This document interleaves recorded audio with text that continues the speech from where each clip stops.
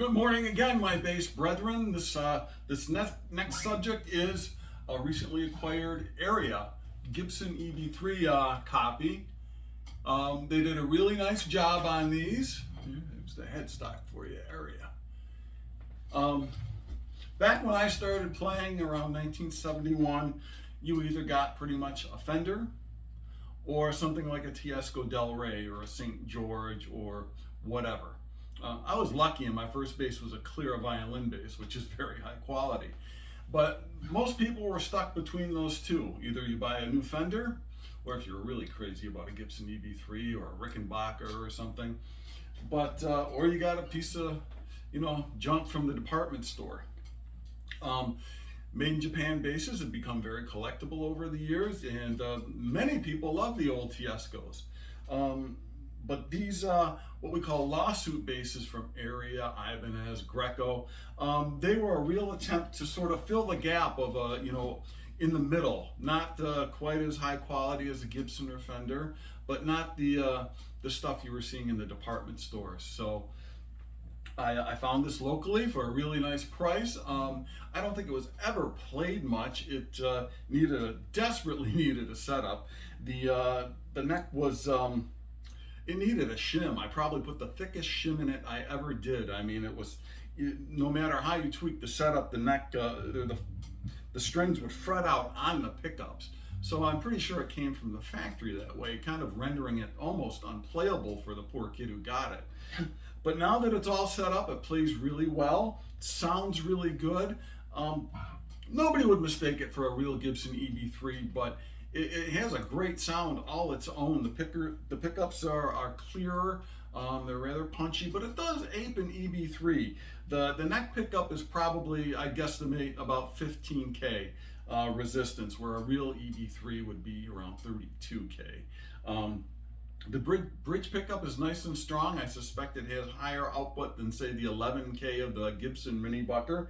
But I find some really usable tones with this bass. I really dig it. The construction is rosewood fingerboard, perloid dot inlays. The neck looks to be three-piece maple. The body is a sandwich of mahogany. There's a thin veneer running between the center of two mahogany halves. So it's not a plywood bass, which is nice. The bridge is three pieces of stamped metal, and the saddle, such as it is supposed to sit in an indentation there, but I have it at an angle so it actually intonates. The intonation is perpendicular to the strings at a 90, and it wouldn't intonate, so it's just sitting there under string tension. For just playing around the house, it works fine. It would never stand up to a gig. It would probably slide out. That's a problem for another day. But here's what it sounds like. I am going to do neck pickup first.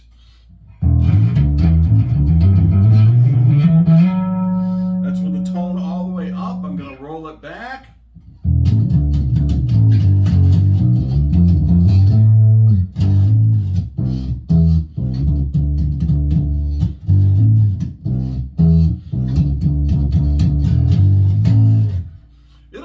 Some Jack Bruce, some cream for you. What I really like is to leave the tone rolled back on the bridge pickup and put it in the center selector and have both the bridge and treble pickup on. This is my favorite sound on it.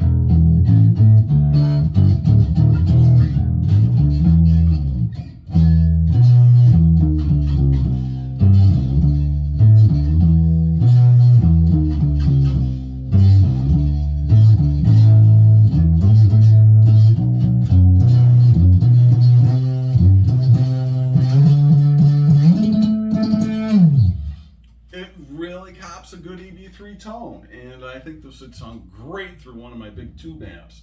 Right now I'm using my Fender Rumble 800 with the Dirty Orange preset number 35. But here it is.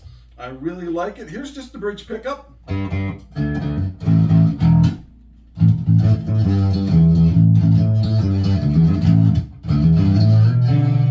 Real trebly, real crisp, but it's got a lot of output. I like it.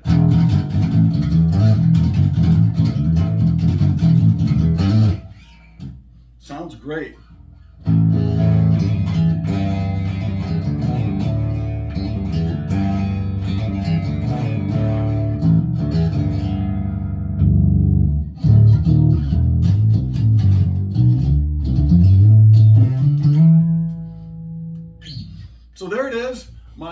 mid 70s area EB3 copy. I forget what actually it's in the catalog for the area, but it's pretty base. Hard to see the color, but it's a deep cherry.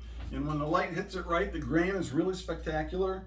So these aren't to be ignored if you see them out there. I would pick one up. Under $500 would be a good deal. Just make sure you can set it up and it plays good.